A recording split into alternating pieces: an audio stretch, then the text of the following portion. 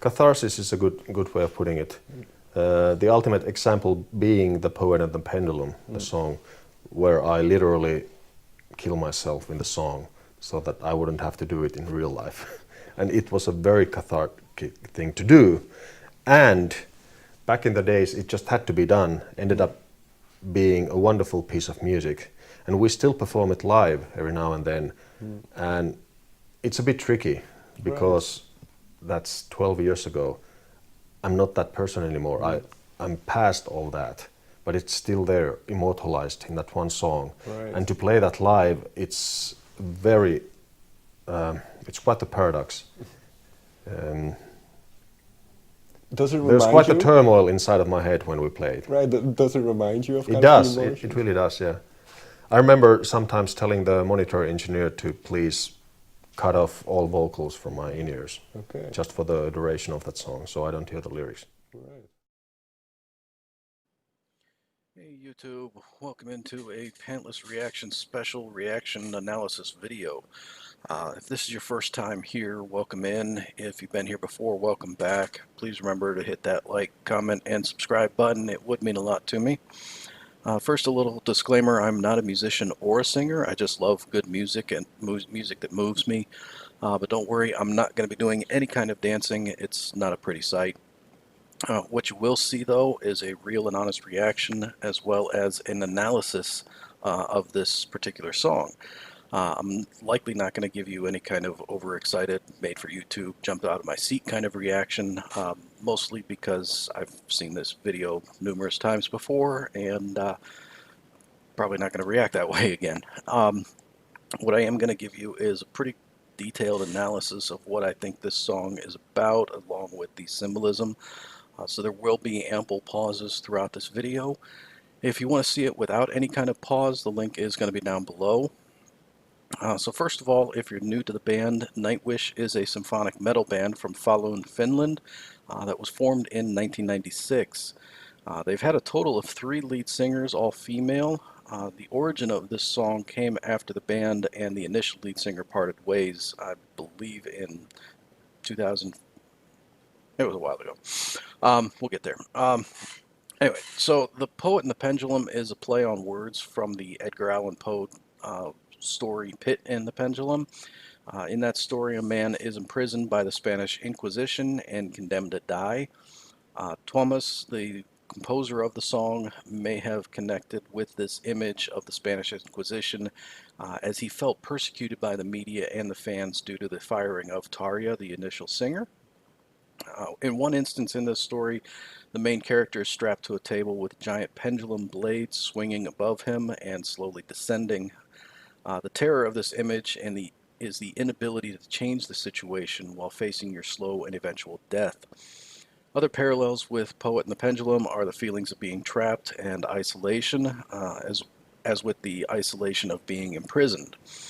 However, unlike Poe's Pit, in Poet and the Pendulum, Thomas is more in a self-imposed prison, that being what the public believes Nightwish should be. Therefore, he feels trapped by that idea and the judgment passed by the public after Tarja was fired. By the end of the Poe story, the man is rescued and saved and recounts his ordeal by writing the story. Similar with Poet and the Pendulum, Thomas recounts his ordeal in this song and is also saved at the end. So what is the origin of this song? In October of 2005, the Once Upon a tour came to a close with the concert video of that last show, aptly titled End of an Era, later released. At the end of that final show, the band had all elected to relieve Tarja of being the lead singer of the group. So at the end of the show, Nightwish parted ways with her. And they did it with an open letter signed by all the band members and given to her that night, and told her that she should open it the next day. In that letter, there were multiple reasons given, among them attitude changes, lack of communication between Thomas and Tarja. The feeling of the business side of Nightwish was more important to Tarja than the music. There seemed to be a difference of attitude on where the band was headed and whether Tarja felt she was headed in that same direction. There were also statements about Tarja's willingness to participate in the songwriting, arranging, and even appearing at rehearsals. The rift was made more complicated apparently by Tarja's manager slash husband, who wanted to cancel a show so Tarja could work on rehearsals for a solo tour, see friends, and go to a movie. That was what was in the letter. Whether any of those allegations or statements in the letter were true, no one but the band members themselves will actually know for sure. A few weeks later, I believe, Tarja replied with her own open letter. She notes how happy she was at the concert the night before receiving the letter, that despite being sick and nervous, she was happy with how well the concert went, and the applause from the audience filled her with joy. She received the letter after the concert and was confused but also angry. Here she takes a slight dig at the band by stating she would not reply to their anger with more anger in her letter because, quote, private matters should never be taken to the public. She discussed these things. She discussed the things that were mentioned about her, and she doesn't seem to. She doesn't see them, but that she was even more angry that their decision included her husband, Marcelo. She ended her letter stating she would announce her upcoming plans later, but would not be attacking anyone publicly. In the end, not much was said that contradicted anything from the band's letter. Whether that was because she had no reply or didn't want to reply in public, I'm not really sure. So, after this parting of ways, though the decision was made by all four remaining members, Thomas took the brunt of the criticism. In interviews, he acknowledged this, but was still surprised by the criticism. Despite this, he had no regrets about what was done or how it was done. Even in later interviews, he had stated that. So this whole ordeal deeply affected him, and Poet and the Pendulum is the result of that. It's a metaphorical suicide, so he wouldn't kill himself for real. Though I think in other interviews he states he would never actually have killed himself. In a way, Thomas states this song saved his mental health. Even at the end of the Wembley performance, you can see the support of the rest of the band members for him as they gather around his keyboard stand. The song was also was so emotional that in interviews he has given, Thomas has stated that it was difficult for him to play it live. During portions of the performance, he would actually have his in-ear monitor turned down or off completely so he didn't hear the lyrics.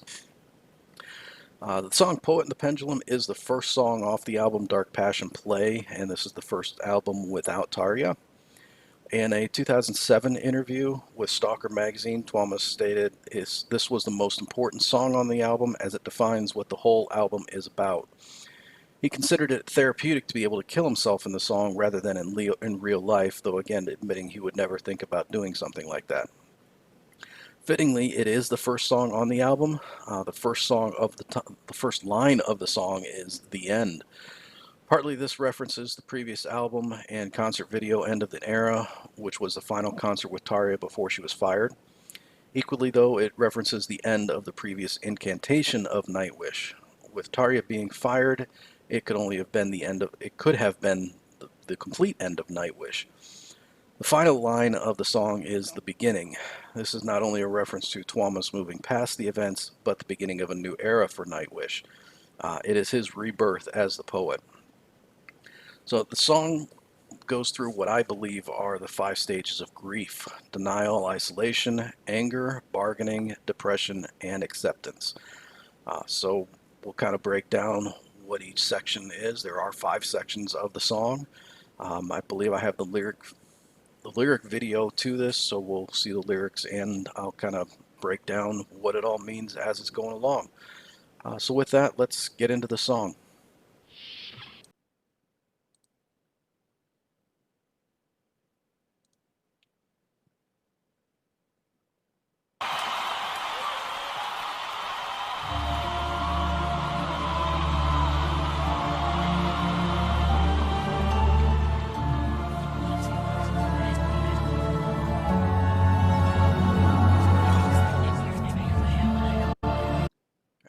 So, first section, White Lands of Empathica. This, I believe, is a representation of denial. Denial is a common defense mechanism that buffers the immediate shock of the loss, numbing us to our emotions. We block out the words and hide from the fact. We start to believe that life is a meaningless, nothing is of any value any longer. For most people experiencing grief, this stage is a temporary response that carries us through the first wave of pain. Not only the lyrics have meaning, but the music itself in this composition. This part starts off very calm. Just a single voice can be heard. It feels kind of empty and isolated. Um, so again, that goes back to the denial and isolation section of the stages of grief.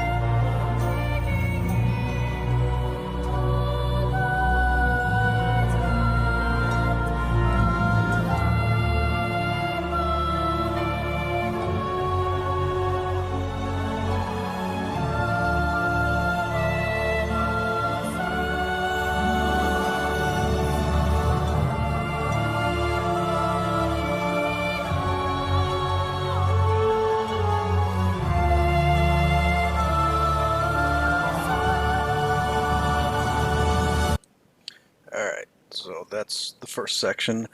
Again, the song begins with the end. This is the end of Nightwish in its prior state and the metaphorical end of Tuomas. The songwriter, Tuomas, has been blamed for Tarja's departure and taken all the backlash for this decision, which is represented from the blade. He's taken to the White Lands of Empathica, which is a reference to Stephen King's The Dark Tower, where a creature known as Dandolo lives. This creature ends up feeding on emotions. All this time, Thomas thought he was doing right, only to be blamed. He was the innocent in this matter, partially in his eyes, I believe. The lyrics are actually sung by a boy soprano and not Floor or any in the the studio version, I guess, Annette. So they are done by a boy soprano.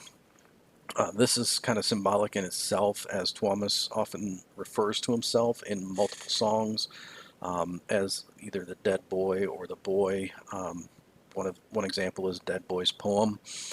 The spoken parts later in the song, I believe, also are done by a young boy, so that is kind of symbolizing or returning back to his childhood, his innocence, referring to himself as the boy.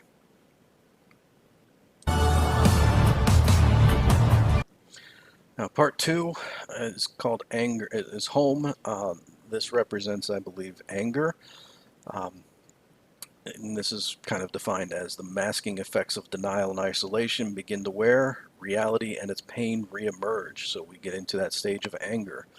We're not ready. The intense emotions is deflected from our vulnerable core, redirected and expressed instead as anger. The anger may be aimed at inanimate objects, complete strangers, friends, family. Anger may be directed at our dying or deceased loved one. Rationally, we know the person is not to blame. Emotionally, however, we may resent the person for causing us pain or for leaving us. We feel guilty for being angry, and this makes us even more angry. Music in this part takes a dramatic shift from that first part where it was more calm in the first section. And again, that sense of being alone with that single voice. This section is more hard, fast, loud, almost as if it was yelling at the world. And this again feels with this again fits in with that emotion of anger and the chaos in the writer's mind. It goes with that heavy bass line as well.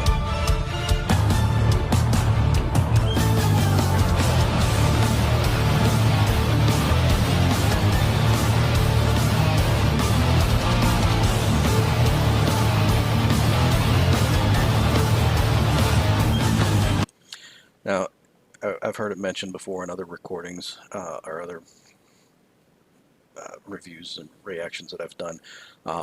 This first part of this sets up one chain of the sound, and then I paused it just before the second section comes in, but the drums add in that double bass, which I think gives it that more chaotic feel, that more stressful feel.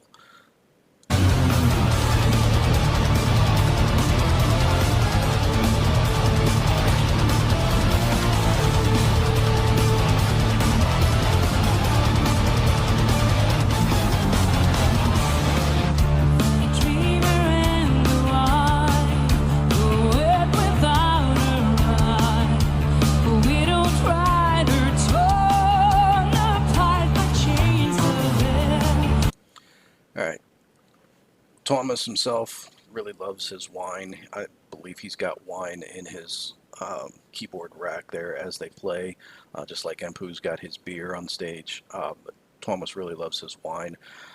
Again, this is another reference to himself as the poet. He often refers to himself as the poet. After this incident, it seems he's kind of talking about losing an inspiration to write. He's the widowed writer losing his songstress and is being punished for it. Torn apart by chains of hell. Can't get any more clear in feeling punished from that. Last perfect verse, still the same old song. Christ, how I hate what I have become. So he's struggling, trying to write again, make the perfect song, but in his mind it all sounds the same. Again, inspiration having left him. He's angry, possibly not for what was done, but maybe for the way that it was done.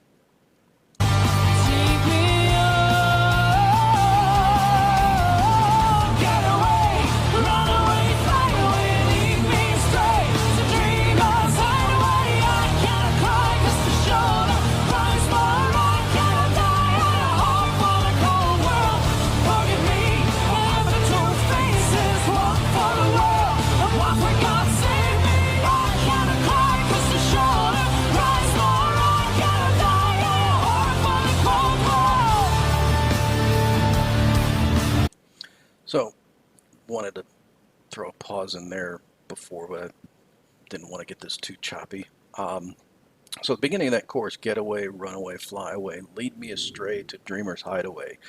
I think this is harkening back to the guilt of being angry, and this causes him to want to flee, to get away, run away.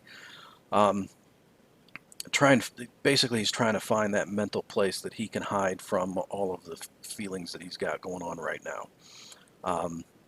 I cannot cry because the shoulder cries more. I cannot die, I a whore for this cold world. Thomas is feeling angry here, and that he cannot grieve for what he felt was the loss of Nightwish, but also for his childhood friend Tarja. He cannot cry because the hurt that everyone else is feeling overshadows his own. He cannot die because of his love for the world and all of its beauty. He seeks out forgiveness here from everybody, but in the end knows his public and outward appearance is masking the one that he shows to no one but God. One for the world and one for God. Somebody save me is what he's crying out right now. Back that up a little bit.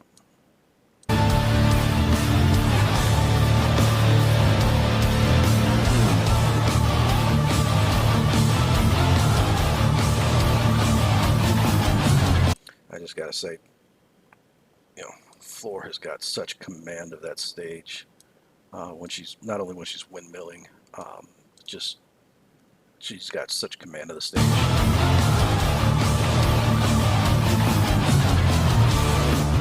My home is there and there, those meadows of adventure-filled days will be very smiling face. Now here again, this could be a reference actually to another song on the Dark Passion Play album, Meadows of Heaven. This appears to be a recollection of the happy times as a child Thomas had growing up in his home, and the loss of the innocence that he had after growing up. So I think that's where this line is coming from. It's loss of innocence. words, thoughts from a severed head. No more, please tell me once my heart goes right. Take me home. All right. Please, no more words, thoughts from a severed head. When angry, people just want to be angry. They don't want encouragement. Even from the most well-meaning friends, it's often met with more anger. The quote, "Don't tell me how to feel. Don't tell me to just get over it." It usually is not. It usually elicits more anger. Here he is the severed head in that he is the leader and driving influence of Nightwish, severed from the rest and taking the blame for Tarja and what happened. He doesn't want to be told how good he is as a musician or person or a songwriter while in this state of mind. Basically, he's saying, tell me once I'm feeling better, you can give me all the praise you want. Take Me Home, again, I think is home, the meadows of heaven where he was happiest as a child growing up. Run away, fly away, lead me straight to dreamers. Hide away, I gotta cry, 'cause the shoulder cries more. I'm gonna die at a home for the cold world. Calling me, they offer two faces, one for the world, one for God. Save me, I gotta cry, 'cause the shoulder cries more. I'm gonna die at a home for the cold world, home for the cold world, home for the cold world. Sorry, I had to sing along a little bit there.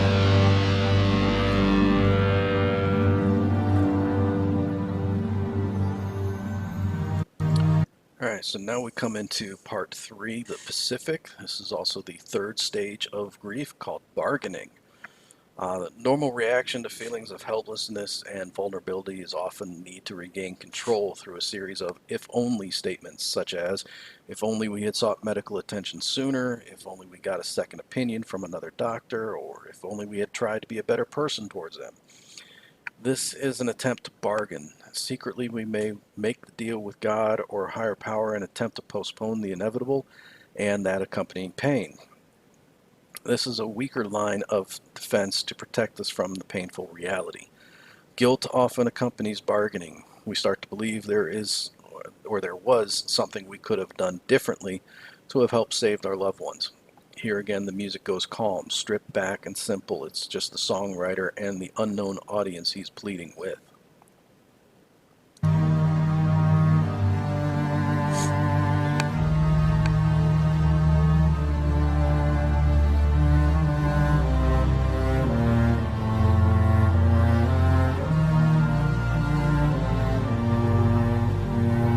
I gotta say, having heard this numerous times, Floor's voice in this is flawless. It's just amazing.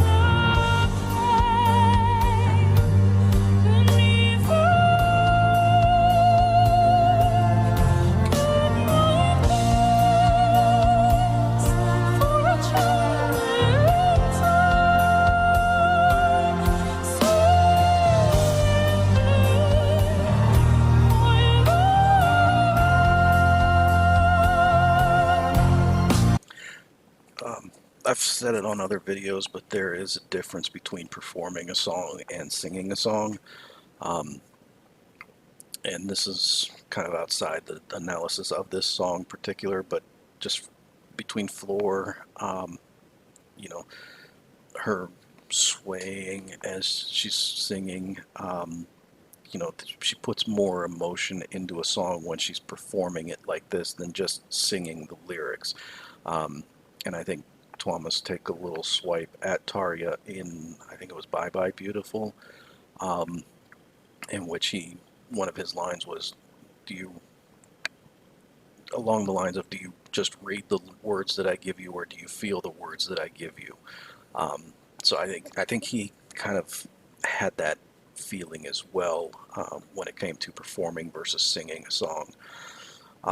So in this first part of the Pacific, this stanza deals mostly with the vastness of the blue ocean. Note that the ocean motif on the screens and the blue color is also in the background. The turquoise waterfall that they sing about, I don't think is actually a traditional water falling off a cliff kind of a waterfall, because usually a waterfall appears white because the water's so churned up. I think this waterfall is more of the way the waves themselves look as they break. So you've got the water falling, this, waves crashing. So I think that's where that waterfall is coming from. You don't get a waterfall in the ocean. It's just not really possible. So he wants to be taken under by the waves into the vastness of the ocean, to be free again and float away without worry. Note, he says, beneath the pain, beneath the rain. Thomas is referring to himself as the dead boy in many songs again, so often longing for the days of innocence.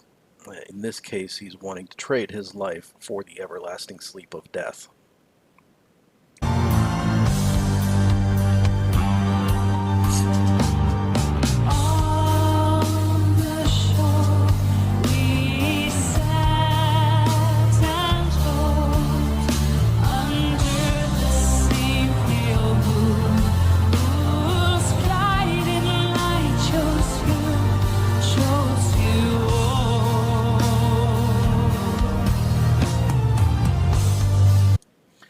On the shore we sat and hoped. This could be a very personal line, one Thomas is thinking of Tarja as a very close friend. Perhaps he's thinking about the time before the band, sharing their dreams and what ifs about the band, then seeing her in the spotlight and moving further and further away from him. I think that goes back to the letter, again, showing that she was more into the business side as opposed to the music side. So it was, the spotlight choosing her from that way. I think in this way he's showing that he misses her and somewhat feels guilty about the way things happened.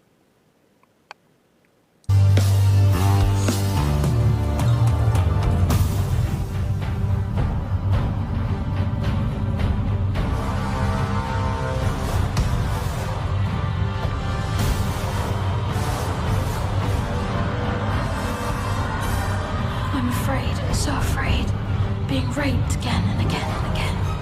I know I will die alone, but loved. You live long enough to hear the sound of guns, long enough to find yourself screaming every night, long enough to see your friends betray.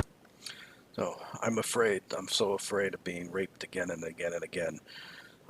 The spoken word comes in the voice of a young boy, again, more references to the young boy. The rape in this, I don't believe, is in the sexual term, but more in the way he or his music are being abused and used by others. He's come to the realization that we are alone in this world, but by his music, even in death, he will be loved. At some point in your life, the closest that are to you may betray you in some way, and you may find yourself afraid of life itself. For years, I've been strapped onto this altar. Now I only have 3 minutes, counting. I just wish the tide would catch me first and give me a death I always longed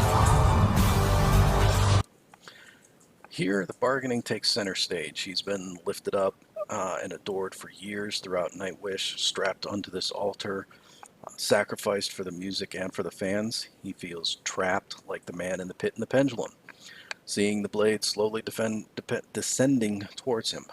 I can speak, I swear. Knowing he will soon die, and at this point he mentions specifically 3 minutes and counting, which is a very important point in this song, which is why I put up the counter. He prays to whoever it will be that they save him from the blade or let him die in his own way.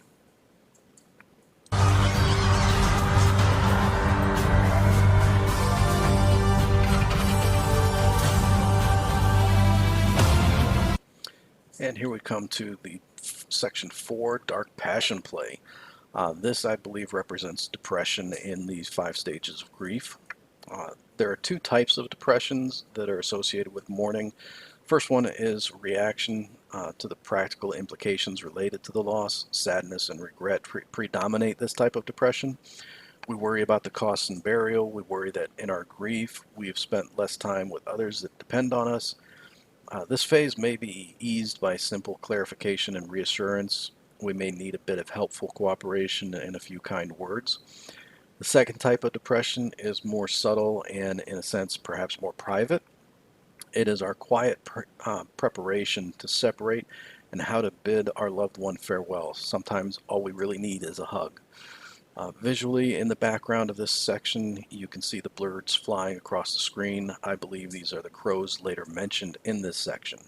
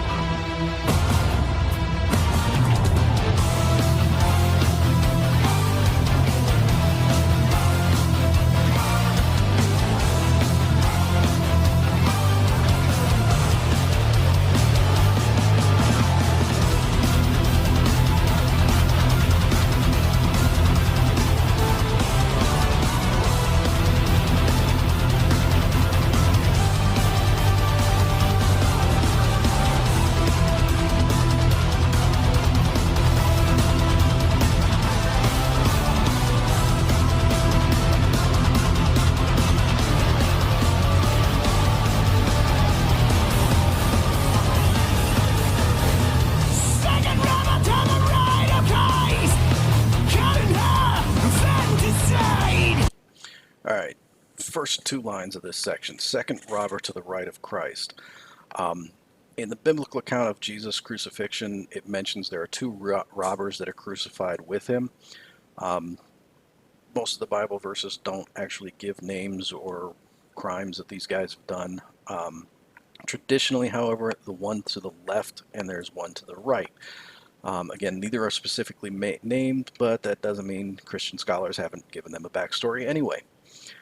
The one to the right of Christ is given the name Dismas, or in Spanish, Demas, i.e. San Dimas, California. He was stated to be the penitent thief in that he asked Jesus for forgiveness and was granted the same. Thomas is asking for forgiveness from the fans for his crimes, so I believe he is the second robber, the penitent one. Cut in half infanticide. I don't think this is a reference to the first line. I think it's just a completely separate line in itself. I think this is more of a reference to Nightwish itself. He's cut out a key component of himself and has killed his, quote, baby, something he has worked tirelessly to bring to life in Nightwish. So he's cut off a part of himself.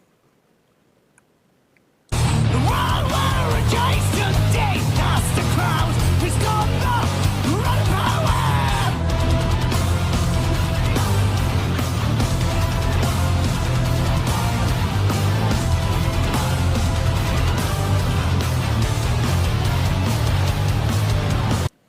Alright, the world will rejoice today as the crows feast on the rotting poet.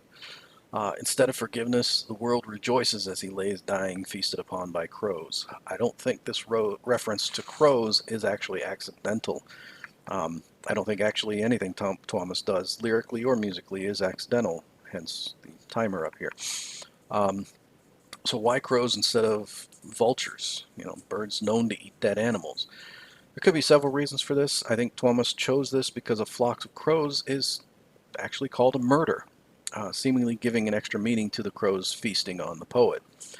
Many ancient cultures also viewed the crows as a harbinger of who escorted human souls to the afterlife. However, more recently, a crow has been seen to symbolize a phase in someone's life. When a crow appears, it means you should leave the past behind you because something new has been born. So I think there's multiple symbolism in the crow itself. Everyone must bury their own. To break the berry, the heart of stone. Now he's in hell, serves him well. Straight by the bell, calling for his farewell. So everyone must bury their own, no pack to bury the heart of stone. Thomas is seeing himself alone in the struggle, a component of the depression. His heart is so heavy it cannot be carried any longer. No pack, I don't believe, deals with a bag or a sack to bury the heart, but more of a pack as in a group, i.e. a pack of wolves, group of people, a pack. Referring back to the first line, everyone must bury their own, no pack, quote, group to dispose of the heavy heart he must carry alone.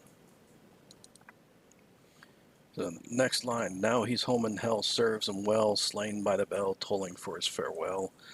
The depressed mind often goes to scenes of despair, and what better than being condemned to hell and believing you deserve it. Slain by the Bell, I believe this is actually a reference to John Donne's For Whom the Bell Tolls. The poem from Donne goes, no man is an island entire of itself. Each is a piece of the continent, a part of the main. If a clod be washed away by the sea, Europe is the less, as well as if a promontory were, as well as if a manor of thine own, or of thine friends were. Each man's death diminishes me, for I am involved in mankind. Therefore send not to know for whom the bell tolls, it tolls for thee. In addition to the relevance, I swear I can talk. In addition to the relevance of the poem, the author Donne himself also appears to parallel Thomas's feelings. Donne was himself a Catholic in England and endured constant prejudice and harassment, possibly mirroring Thomas's feelings after the media and fans went after him for the firing of Tarja. So I think that bell toll, and I think that has a double meaning there. A morning dawned upon his altar, means of the dark passion play, performed by his friends without shame, spinning on his grave as they came. So morning dawned upon his altar. After he has died, all his friends will gather at the altar of Nightwish to see the remains of the dark passion play. Passion play, or the dark passion play, is actually a play on the term Passion of Christ, which is an Easter tradition depicting the crucifixion. Again, this is a take on that as the Passion play, as Thomas does not feel like a savior anymore. The friends perform his music. He feels their hatred spitting on his grave. He feels alone, cut off from the world, that no one likes him anymore, a very common element of depression. Get away, run away, fly away, leave me astray. To dreamers, hide away. I can't cry, kiss the shoulder, rise for a ride. Can I die on a home for the cold world? Forgive me, I have the two faces, one for the world, and one for God. Save me. I can't cry, kiss the shoulder, rise for a ride. Can I die on a home for the cold world? Home for the cold world, home for the cold world. Today, in the year of our Lord 2005, Turunen was called from the cares of the world. He stopped crying at the end of each beautiful day. The music he wrote had too long been without silence.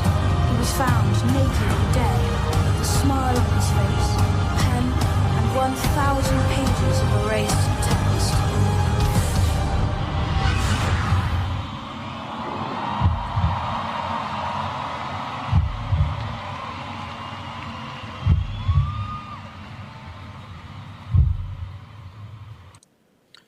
Alright, so I actually believe this is the beginning of the acceptance phase, which starts part 5 of the song. Thomas realized he actually has died, or a piece of him has. He's accepted his fate, accepted the criticism, and is no longer in pain. He's ready for his music to be no longer played, and he goes out with a smile.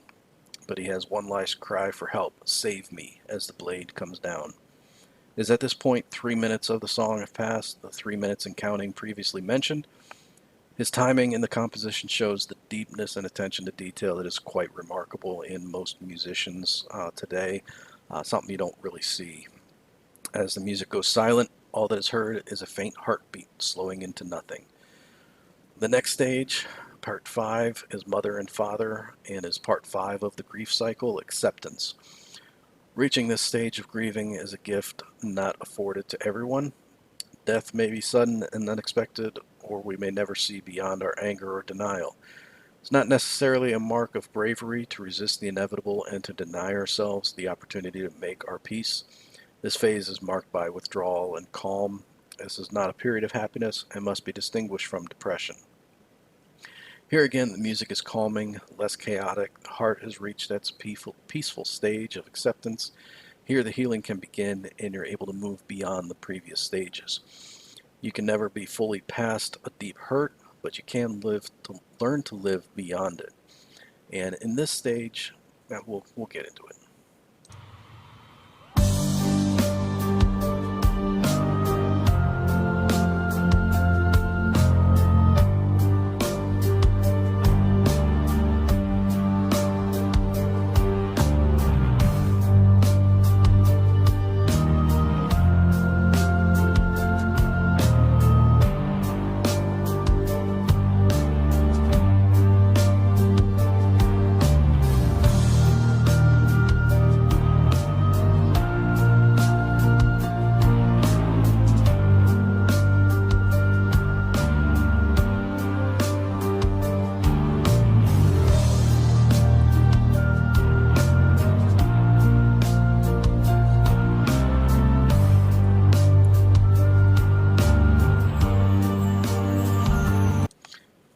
Floor just shines with her vocal ability. It's so serene and peaceful in her delivery. It's amazing. Be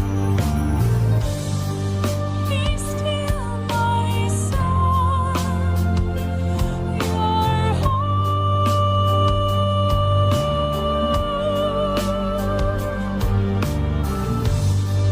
How did you become so cold? Now, I don't know exactly which ones are spoken here, but this portion of the song, I think Thomas has mentioned in past interviews that these are words actually stated to him, spoken to him by his parents. I don't think all of the words in this section are, but there are some that I believe they talked to him. They were able to console him and help him through this difficult time. What better tribute than to include him in this masterpiece?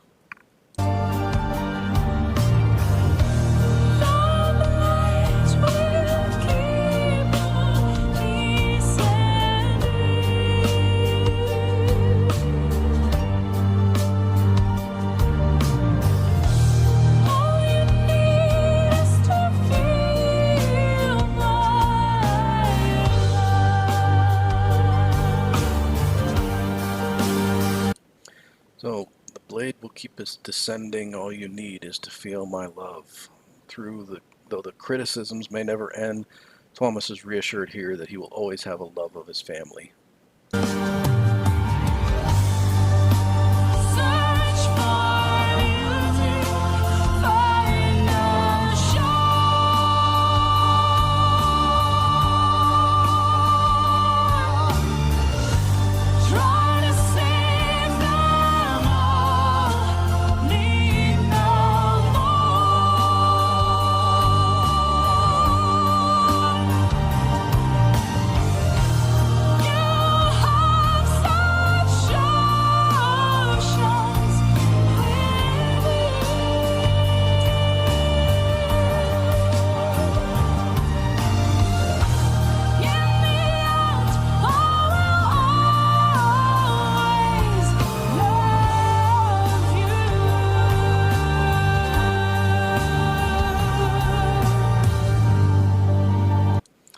Search for beauty, find your shore. He's told not to give up, to continue to write his beautiful words and the music he has within.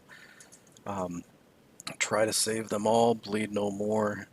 Here you can kind of get the depth of Thomas's soul described in these lines. He doesn't need to retreat beneath the waters of the Pacific. He has all the depths of the oceans within.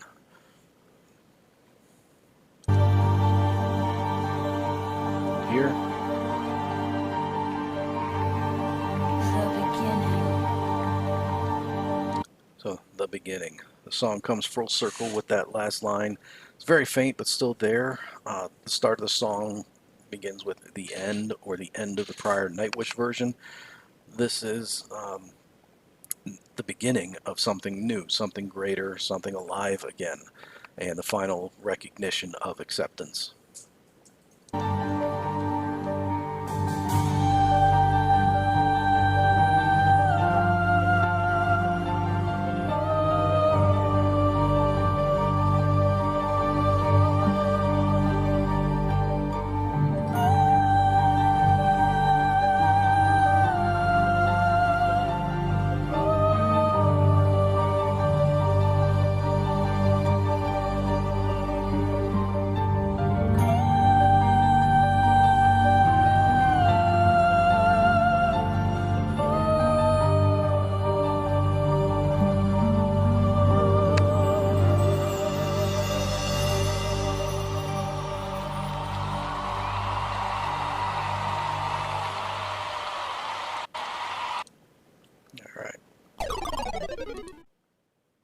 Alright, so Poet and the Pendulum by Nightwish.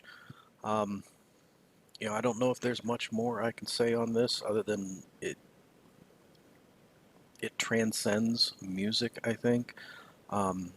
This is not just a song or anything like that. This is a performance. This is a work of art. I've heard Tuomas referred to as a metal Mozart. This is not something, that a mere musician just throws together. This takes a lot of brain power and work to be able to get all the timing, all the intricacies, all the feeling into a song like this. So it's quite a work of art, really. I don't know if there's anything that I missed on this. There probably was. I know it's a long video. Hope you made it through it all this way. If you have any further comments, anything that you note in this song that maybe I didn't touch on, leave them in the comments below. Hit that subscribe button, hit that like button, and hopefully I will see you on the next video. Thanks a lot.